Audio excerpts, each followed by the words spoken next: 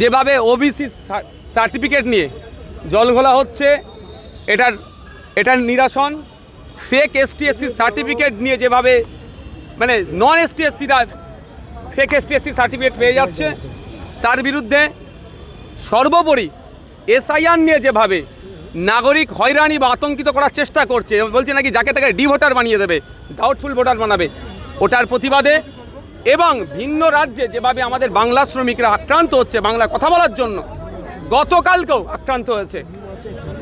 বেধড়ক মার মেরেছে, এক মহিলা আক্রান্ত হচ্ছে, 18 বছরের টিনেজার কমপ্লিট আনে সেও আক্রান্ত হয়েছে। তাদের এই পরিযায়ী শ্রমিকদের উপরে যে বা বাংলা ভাষা আক্রমণ হচ্ছে, বাংলা ভাষার উপরে আক্রমণ হচ্ছে, এটা বন্ধের জন্য আজকে আমাদের ধর্ণা